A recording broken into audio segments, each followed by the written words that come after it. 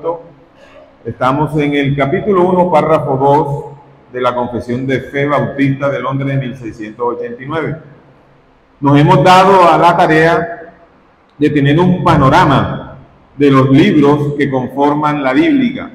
Estuvimos hablando del canon, los libros que la componen, explicamos que el canon estaba cerrado, explicamos que la Biblia es inerrante, que es la voluntad revelada del Señor plenamente, y estuvimos también entendiendo que la confesión de fe es una herramienta útil para todos nosotros, pues por medio de ella podemos ejercer defensa de las doctrinas que se encuentran en la Escritura. Y aunque hemos explicado que la confesión de fe no es inerrante como las Escrituras, es una herramienta necesaria para la iglesia que es confesional. En ese sentido ya hemos estudiado hemos visto el panorama de varios libros del Antiguo Testamento, vimos el Pentateuco, los libros proféticos, los profetas mayores, y hoy nos adentramos en el panorama de los profetas menores. En la pasada clase estuvimos estudiando el panorama de los profetas mayores. Dijimos que los libros que conforman a los profetas mayores son Isaías, y espero por favor que lo estén estudiando y recordando, memorizando, porque como les he venido diciendo en clases pasadas, no es coherente que nosotros, siendo creyentes, siendo cristianos, se nos demande en la calle por alguna persona y nos diga, bueno, ¿cuáles son los libros proféticos? ¿Cuáles son los libros poéticos? ¿Cuál es el Pentateuco? Y nosotros no sepamos decir esto. Es como si no nos hubiesen llevado a la escuela y no hubiésemos aprendido el vocabulario. Entonces es necesario, mis hermanos, que sepamos y comprendamos cómo está compuesta nuestra Biblia. Entonces son Isaías, Jeremías, Lamentaciones, Ezequiel y Daniel, profetas mayores. También precisamos sobre el hecho de que en el canon bíblico tenemos profetas mayores y profetas menores. No hace referencia a esta distinción a que unos sean más importantes que los otros, de ninguna manera, porque toda la Escritura es importantísima. Más bien esta división es hecha, como se los dije también en la clase pasada, por la extensión de estos libros, mas no por su precioso contenido. Es así como podemos ver que entre los libros de los profetas mayores y menores no existe un riguroso orden cronológico. Hoy, con la ayuda del Señor y la guía de su Santo Espíritu, estaremos revisando el panorama que nos presentan los profetas menores, los cuales están contenidos en 12 libros, a saber. Profetas menores, 12 libros. Son Oseas, Joel, Amós, Abdías, Jonás, Miqueas, Nahum, Habacuc, Sofonías, Ageo, Zacarías y Malaquías. Memorícenselos, por favor. Bueno, antes de seguir adelante, me gustaría recordarles cuáles son los principios básicos de la labor realizada por los profetas y los textos que citaré. Ruego, por favor, iglesia, tomen nota de ello para que lo revisen en sus hogares y repasen el tema visto. También debemos tener claro que la profecía es claramente distinguida en las Escrituras de la magia, de la adivinación, de los presagios y otros medios bien conocidos. Ellos buscaron conocer la voluntad de la deidad y el futuro. Veamos entonces 7 principios básicos de la labor del profeta. 7 principios básicos. Y les recuerdo nuevamente los textos que voy a citar. Por favor, anótenlos, los buscan en casa y repasan. Se los voy a enumerar de manera genérica. Los 7 principios básicos son: el profeta es un hombre que es movido por el Espíritu Santo. Primer principio. El profeta es un hombre que es movido por el Espíritu Santo. Y esto desvirtúa y deja sin piso a cualquiera que se quiera llamar profeta y no sea un creyente. El profeta, segundo, no puede introducir religiones extrañas. Bueno, en la primera característica les ruego y vayan a 2 de Pedro, capítulo 1, versículos 20 y 21. Por favor, alguien que lo lea. Vamos a leer. Segunda de Pedro 1, del 20 al 21. Entendiendo primero esto, que ninguna profecía de la Escritura es de interpretación privada, porque nunca la profecía fue traída por voluntad humana, sino que los santos hombres de Dios hablaron inspirados por el Espíritu Santo. Amén, está clarito.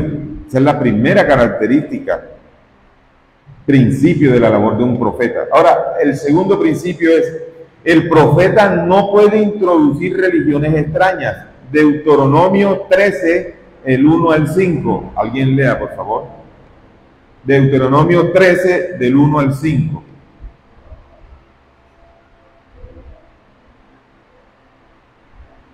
Cuando se levantara en medio de ti profeta o senador de sueños y la hiciere señal a prodigios, y se cumpliere la señal o prodigio que él anunció diciendo: vamos en pos de dioses aquellos que no conociste, y si vamos, no darás oído a las palabras de la profeta ni a las senador de sueños, porque Jehová vuestro Dios nos está rogando para que los que amáis a Jehová vuestro Dios con todo vuestro corazón y con toda vuestra alma.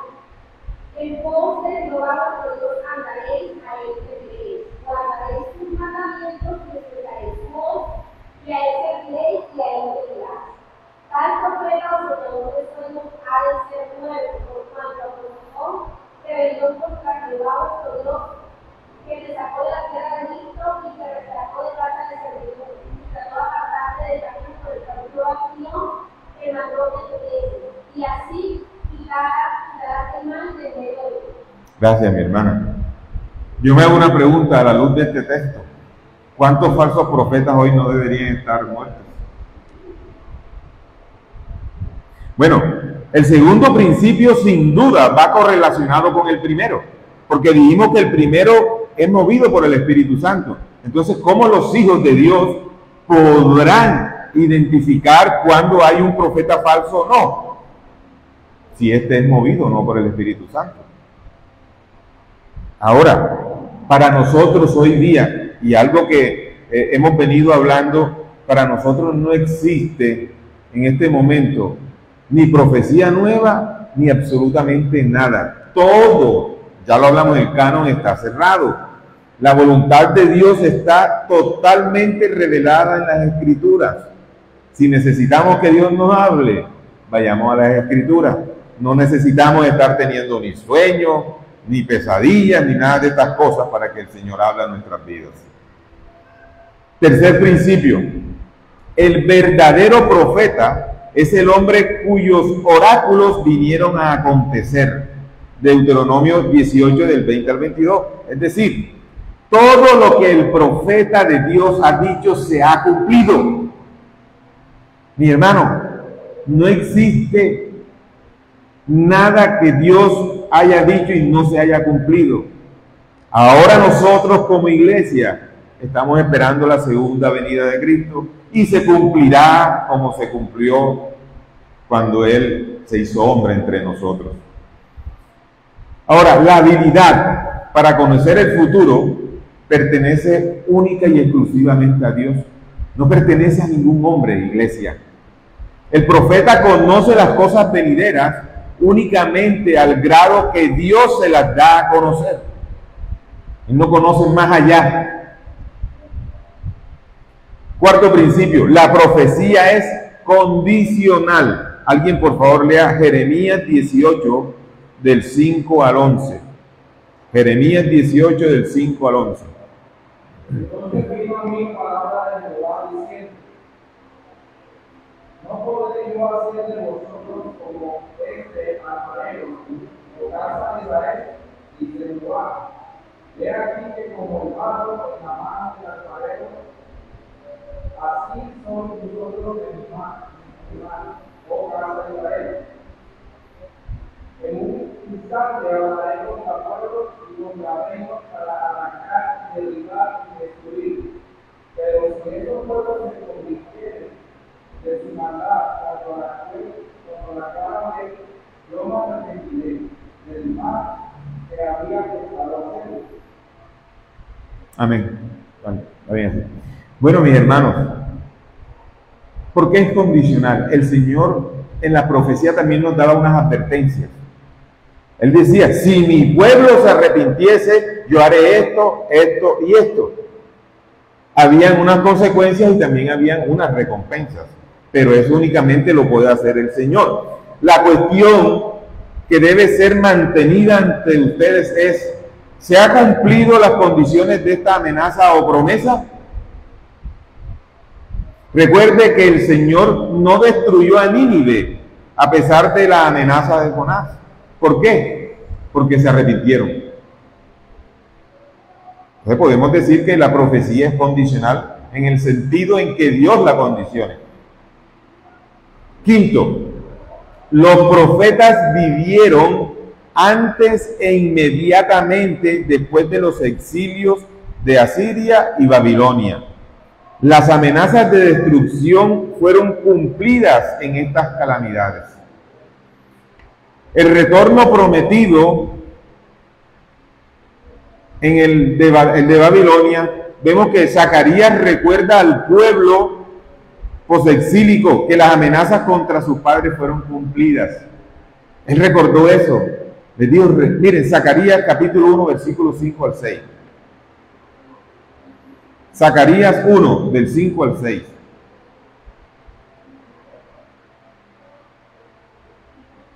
Vuestros padres, ¿dónde están? Y los profetas han de vivir para siempre, pero mis palabras y mis ordenanzas que mandé a mis siervos, los profetas, no alcanzaron a vuestros padres.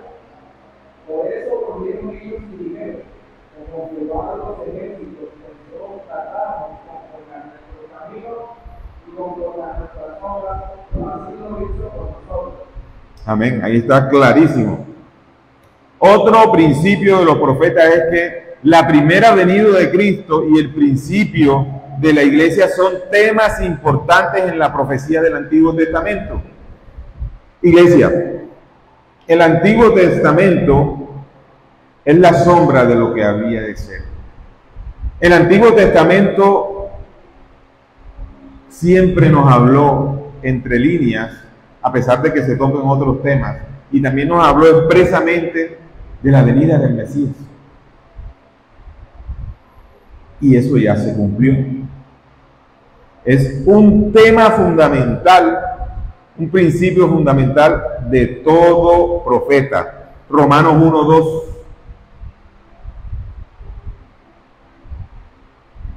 Lo dice claramente.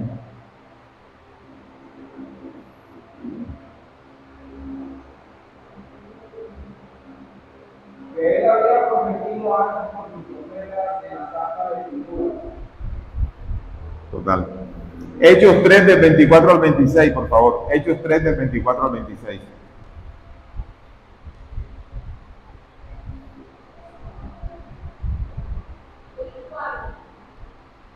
Todos los profetas del Testamento en adelante, Juan han hablado de ti, han enseñado contigo, vosotros todos los hijos de los profetas, en los padres que Dios mismo con nuestros padres, diciendo ahora que Jesucristo termina toda la promesa.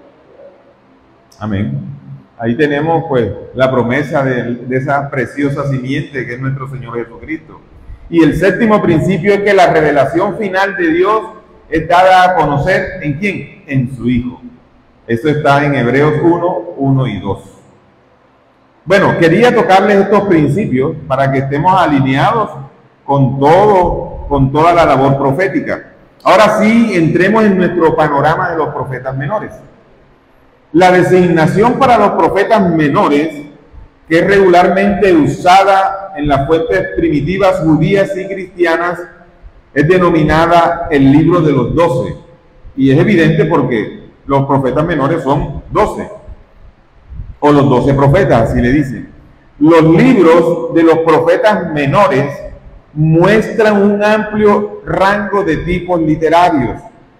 Por ejemplo, Amós y Oseas contienen una combinación de historias sobre el profeta, como también una colección de oráculos. Ahora, ¿qué son los oráculos, iglesia? Pues los oráculos son acusaciones, sentencias y esperanzas en las que el profeta llama la atención hacia los pecados del pueblo. Esos son los oráculos. No vayamos a confundir oráculos con horóscopos, que no tiene absolutamente nada que ver. Entonces, ¿qué son los oráculos? Acusaciones, sentencias. Estos contenían acusaciones, sentencias e incluso esperanza, en donde el profeta llamaba la atención por los pecados al pueblo de Dios. Estos son los oráculos. Jonás, por un lado, se ocupa grandemente con la historia de un profeta y tiene únicamente una pequeña porción de su material compuesto de lo que el profeta predicó. Ahora, Nahum está casi completamente compuesto de los oráculos del profeta. Hay mucha variedad literaria entre los mismos libros de los profetas menores. Zacarías tiene una serie extensa de divisiones, mientras que Malaquías está compuesto de una serie de argumentos entre el profeta y los oyentes. Habacuc plantea preguntas a Dios, hablando con Dios en lugar de lo inverso, que es lo habitual en los libros. Ageo fecha sus oráculos, aunque las fechas para la mayoría de su material profético están puestas en conjeturas. Bueno, vamos a mirar entonces el panorama de Oseas. El nombre Oseas significa Dios es salvación. El profeta es el hijo de Berí, pero no sabemos nada más de Berí porque no se nombra más nada en las escrituras de él. Oseas tiene la distinción de ser el único profeta del reino del norte. Amós era del sur y predicó en el norte. Jonás, aunque de Galilea, predicó en Nínive. Bueno, providencialmente estamos haciendo el estudio en nuestro devocional matutino de varones del libro de Oseas. Y hemos sabido lo enriquecedor y lo maravilloso que es este libro. El libro de Oseas confronta mucho al hombre, hermano. El libro de Oseas es la historia de la iglesia, es la historia de esa iglesia que de manera impenitente, de ese pueblo que de manera impenitente siempre se iba con dioses ajenos y le era infiel a Dios. En cuanto a la estructura del libro, el libro de Oseas es uno de los más difíciles de los profetas menores, así es catalogado. El texto está en una muy pobre condición. Parece que no puede existir ningún bosquejo que pueda ser reconstruido. Sin embargo, el libro de Oseas puede ser dividido en dos secciones. Primera sección, de los capítulos 1 al 3, presentan el matrimonio de Oseas. El capítulo 1 habla de su matrimonio con Gomer y los hijos con la historia contada en la tercera persona. El capítulo 2 es una alegoría de la relación de Gomer para hacer que el matrimonio simbolice la relación del Señor con Israel. El capítulo 3 habla del matrimonio de Oseas en la primera persona. Ya no es en la tercera, sino en la primera persona. La segunda porción del libro de Oseas está entre los capítulos 4 y 14. Y aquí se presenta el ataque del profeta por causa de la participación de Israel en el culto cananeo.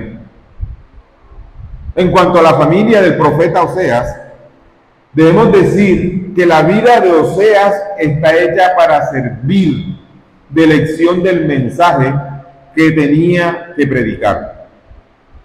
Él es ordenado por el Señor para que se case con una mujer ramera y engendrar hijos de la ramera.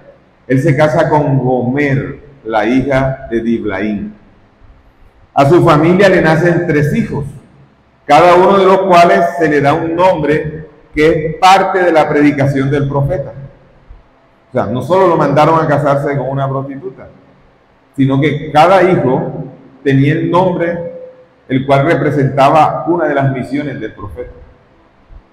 El primero es un hijo llamado Jezreel,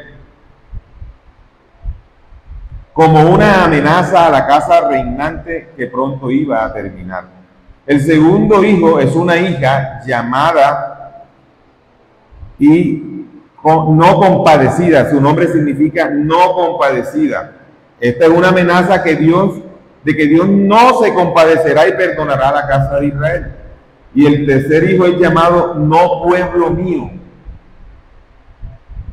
cuando es recordado por la fórmula del pacto, es: y andaré entre vosotros, y yo seré vuestro Dios, y vosotros seréis mi pueblo. Bueno, a este le llamó no vuestro pueblo mío. O sea, los nombres de los hijos de Oseas eran el cumplimiento de las advertencias y amenazas de Dios para su pueblo infiel. El libro de Oseas puede únicamente ser entendido en el trasfondo de la religión cananea y la participación de Israel en ella. ¿Por qué? Miren, cuando Israel llegó a Palestina, entró en una tierra que ya estaba habitada hacía más de 1000 años. Ahí existían los cananeos, ellos tenían unas costumbres paganas. El Señor siempre le decía a su pueblo que no se mezclaran con pueblos paganos. Sin embargo, el pueblo siempre lo hacía. Siempre desobedecía y honraba al Señor. Es decir, el pueblo siempre caía en adulterio delante de Dios. A grandes rasgos, esto es lo que les puedo decir del libro de Amós. En cuanto a Joel, el libro del profeta Joel es el segundo libro en secuencia de los profetas menores. 12 varones llevan el mismo nombre de Joel en la Biblia, el cual significa Jehová es Dios. Eso significa el nombre de Joel. Sin embargo, no hay razón válida para conectar a los demás que tienen este mismo nombre con este profeta. Ciertamente, iglesia, no sabemos nada confiable sobre el profeta Joel, más allá del material que está contenido en su libro. Su padre fue alguien llamado Petuel, eso está en Joel 1:1. Es desconocido también. Joel, como el contenido de su libro lo indica, es obviamente un profeta de la tribu de Judá. El ministerio y el libro de Joel carecen de fechas definitivas. No tenemos evidencias de fechas definitivas de este libro. Las conjeturas que se presentan en él comprenden 4 siglos, con cada conjetura basada en presuposiciones que son discutibles. Es generalmente creído que el libro de Joel debe ser un libro o bastante temprano o bastante tardío.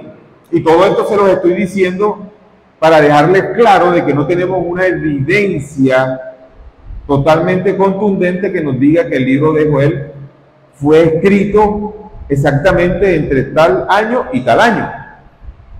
Aquellos que intentan fechar el libro de Joel lo hacen generalmente en el periodo preexílico. Ahí intentan colocarlo, a menudo tan temprano como el siglo IX de antes de Cristo.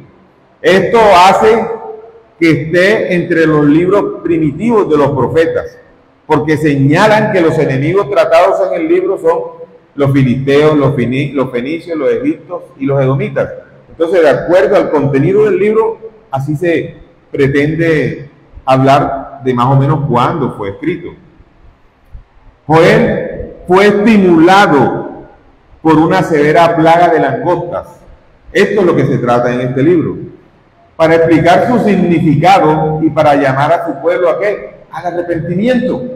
El libro, el cual algunas veces se ha llamado la plaga de langostas y lo que éste enseña. Ese nombre le han dado a este libro, la plaga de langostas y lo que éste enseña. Parece ser más un episodio, parece ser más como un informe de una larga carrera profética de este varón. La plaga aquí no es evaluada por su impacto económico, hermanos, sino por su importancia religiosa. El profeta aprovecha la oportunidad para llamar a las diversas clases de la sociedad que han sido afectadas negativamente, para que ellos vuelvan a Dios, para que se arrepientan. Durante este periodo de la plaga, el vino fue cortado. Ya no hubo más sembrados de uva, no había vino. Los agricultores lamentaban la falta de cultivos en razón de esta plaga de langostas. Los sacerdotes se lamentaban por la falta de suplementos adecuados para las ofrendas. Es decir, a este pueblo le sobrevino una gran escasez por la plaga. Todo esto lo aprovechaba nuestro buen Señor para llamar a su pueblo al arrepentimiento. Y creo que el Señor todavía lo sigue haciendo, cuando permite la disciplina en los suyos.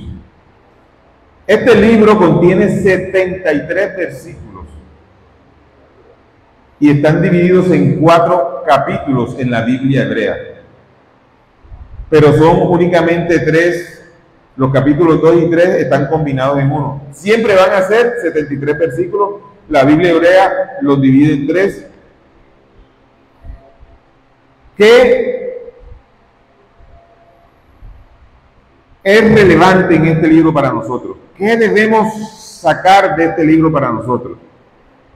Varias cosas. Una de ellas, que la plaga de langostas y sequía era únicamente con el objetivo de llamar al pueblo al arrepentimiento.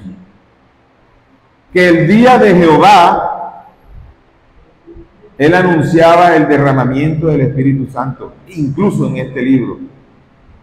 Eso está en 2:28 y 3:16. Y que el futuro glorioso de Judá y Jerusalén se vería. Eso está en el capítulo 3, del 17 al 21. Ahora entremos al libro de Amós. ¿Qué podemos decir en cuanto al panorama de este libro? Bueno, Amós fue un pastor de una clase poco atractiva de ovejas con lanas que se llamaba noquet. Había muchos tipos de ovejas, como hay variedad de razas de perros. Bueno, estas ovejas eran muy poco atractivas en aquel escenario porque su lana no era buena, no eran ovejas que producían mucha leche ni carne, pero él era el pastor de estas ovejas. Él vivió en una aldea que se llamaba Tecoa, que está localizada a 12 millas del sur de Jerusalén. Tecoa era una región desolada, seca, muy mala para el cultivo, que estaba a 2.700 pies sobre el nivel del mar. Bueno, ahí era pastor Amós. En ciertas estaciones del año, Amós emigraba hacia la llanura costera o hacia el valle del Jordán para cultivar árboles. Amós, podemos fechar la actividad de este libro. Este sí tiene una fecha que podemos articular por las evidencias que tenemos. Durante los reinados de Usías, rey de Judá, o sea, del año 783 a 742 a.C., hasta el reinado de Jeroboam II, rey de Israel, del 786 al 746 a.C., 2 años antes de un gran terremoto que se presentó. No tenemos información adicional específica sobre este terremoto, excepto que este debe ser aquel terremoto que se muestra en la historia que fue de gran magnitud, porque 400 años más tarde las personas todavía se referían a este gran terremoto. La estructura de este libro, ¿qué podemos decir? Los primeros 2 capítulos de Amós se ocupan con oráculos contra los vecinos de Israel. Un patrón común es seguido en el cual los pecados son específicos y el castigo es anunciado. Sabemos nosotros, amada iglesia, que si bien el Señor sometía a disciplina a ese pueblo, sabemos también que aquellos que fueron sus opresores también eran castigados por el Señor. En los capítulos 3, 4 y 5 del libro de Amós, cada uno de estos capítulos empieza particularmente con una palabra que dice: oíd esta palabra. Así empiezan estos capítulos, seguido por la denuncia de los pecados de Israel, con apropiados comentarios que mostraban todo lo que hacían estos pueblos vecinos sobre la nación de Israel. Los capítulos 7, 8 y 9 comienzan con la siguiente frase: así me ha mostrado Jehová, o vi al Señor. Es decir, las visiones de Amós eran intercaladas con denuncias adicionales. Finalmente, el libro de Amós cierra con oráculos de esperanza hacia ese pueblo. Bueno, ahora miremos un panorama de Abdías. Abdías es el cuarto libro en secuencia de los profetas menores. Es desconocido aparte de su libro, Abdías. ¿Qué significa el nombre Abdías? Significa siervo de Jehová. Siervo de Jehová. A pesar del hecho de que hay 13 varones también con este nombre en el Antiguo Testamento, tampoco tenemos ninguna razón válida para identificar a los otros 13 con este Abdías. 3 personajes han sido nominados en diversas ocasiones en este libro de Abdías. Ahí se habla del Talmud babilónico, del Sanedrín, se habla del siervo de Josafat. En cuanto a la fecha, mis hermanos, la fecha del profeta se puede determinar con precisión. Las conjeturas han variado desde el año 850 a.C. hasta el 312 a.C. Si vemos ya el libro de Abdías, es más temprano, se viene acercando mucho más a la fecha del nacimiento de nuestro amado Señor Jesucristo. El libro de Abdías tiene 21 versículos y es el libro más corto de la Biblia hebrea, Abdías. Tal como Joel, como Jonás, como Nahum, como Habacuc y Malaquías, no tiene un superíndice que nos indique cuándo se compuso este libro. Abdías es uno de los 7 libros del Antiguo Testamento, de los cuales formaban Nahum, Esdras, Nehemías, Esther, Cantares, Eclesiastés y Abdías, por supuesto, que no son citados o no se hace eco de ellos en el Nuevo Testamento. De ellos no se hace eco en el Nuevo Testamento. Sin embargo, los 12 profetas ya eran reconocidos en el judaísmo temprano, en el periodo del Nuevo Testamento. Abdías es un oráculo sobre una nación extranjera, más bien que sobre una denuncia sobre Judá. Su mensaje en general lleva 2 partes. No es difícil de sintetizar y comprender. Este libro relata principalmente a un mensajero que es enviado de parte de Jehová entre las naciones para anunciar que la condenación. Primero, se concentra la atención hacia el orgullo de Edom, pues los edomitas tienen una falsa confianza, ya que Edom tenía sus montañas como una fortaleza. O sea, los edomitas tenían su confianza en las fortalezas que le ofrecía el mismo paisaje geográfico. Edom confía en una ciudad empotrada en las montañas llamada Petra, que creo que muchos hemos escuchado que era una ciudad de refugio. Y Petra significa roca en griego. En su arrogancia, Edom, que significa Petra, pregunta: ¿quién me derribará a tierra? Eso está en Abdías, versículo 3. Pero el profeta ve el abatimiento de Edom o Petra como la obra de Jehová. Es decir, en este libro, la amenaza o destrucción viene directamente del Señor cuando ellos retan al Señor. y le dicen, ¿quién me derribará a tierra? Una segunda porción del libro presenta el día de Jehová en una forma apocalíptica, en la que Edom es hecho, se le hace beber la copa de la ira de Dios. Beber de la copa de la ira como una figura de condenación. Y para concluir este libro podríamos tomar como nuestras las palabras de Juan Calvino.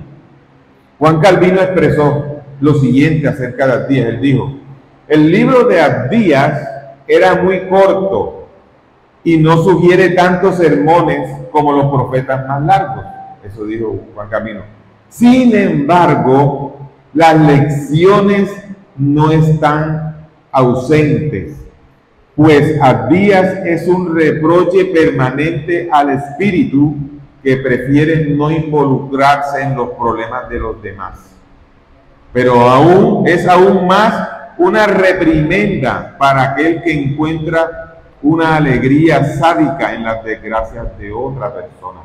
Eso decía Juan Calvino. Es decir, el libro de Abdías es un libro que a la fecha, y como todos los libros de la Sagrada Escritura, aplica a nuestras vidas, hermanos. Bueno, y veamos el quinto libro de los profetas menores en el día de hoy, es Jonás. El libro de Jonás es único en los profetas menores en muchos sentidos, iglesia. Es un libro principalmente sobre un profeta en lugar de ser una colección de oráculos del profeta. O sea, este libro está centrado en la persona del profeta, entre comillas, porque toda la escritura está centrada en Dios. El libro es el único último profeta que es presentado en forma narrativa. O sea, este es el último libro profético presentado en forma narrativa, aunque hay algunas secciones narrativas en otros y los primeros profetas en la Biblia, tales como Josué y el de los reyes, el libro de los reyes. Bueno, Jonás es el único profeta menor en cuya carrera lo milagroso desempeña un papel predominante. Eso vemos en este libro de Jonás. El único en cuya actividad milagrosa es hecho en un territorio extranjero y el único que predica exclusivamente para un pueblo extranjero. Mucho se ha dicho sobre la historia del pez de Jonás y creo que todos la conocemos. Que uno es inclinado a olvidar todo lo demás sobre el libro de Jonás. O sea, siempre nos concentramos en el gran pez que se tragó a Jonás. Y el mensaje que nos quiere dar Jonás es mucho más profundo. Se declara que el libro es un libro de numerosos milagros. Al menos en este libro se citan 4 milagros, en los cuales el énfasis es grande sobre el hecho de cada evento que se produce como un acto directo de Dios. Eso es lo que nos muestra este libro. Uno en realidad no es más natural que el otro. Estos son milagros. ¿Cuáles son?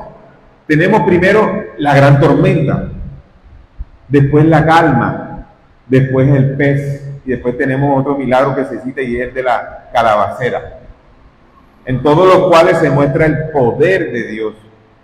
Miren, la experiencia de Jonás con la tormenta y el pez, sin duda, lo convirtió.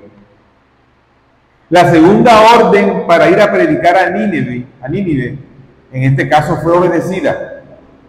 Jonás se levantó, vino a la ciudad, entró en ella y comenzó su predicación, la que es resumida en 8 palabras en hebreo. De aquí a 40 días, Nínive será destruida. Esa fue la predicación de Jonás. Ahí en ella se resume. También el libro de Jonás nos presenta la amargura de Jonás. Y ustedes se preguntarán, ¿y por qué Jonás se amargó? Él deja claro que no fue la predicación a Nínive lo que a él le importó, ni los peligros a las dificultades del viaje dentro de un pez, sino que la posibilidad de que un pueblo se pudiera arrepentir y salvarse. O sea, Jonás no quería que ellos se arrepintieran. Él temía a la misericordia de Dios. Y ese temor lo llevó a Tarsis. ¿Se acuerdan? Cuando él se fue a Tarsis. Si él no predicaba a Nínive, entonces el pueblo no se arrepentiría. Y Dios no tendría otra alternativa que destruir a Nínive. Eso era lo que Jonás quería. Jonás, a pesar de su enojo por la misericordia del Señor, quien finalmente perdonó a Nínive, se construye una enramada y ahí espera el resultado de la predicación.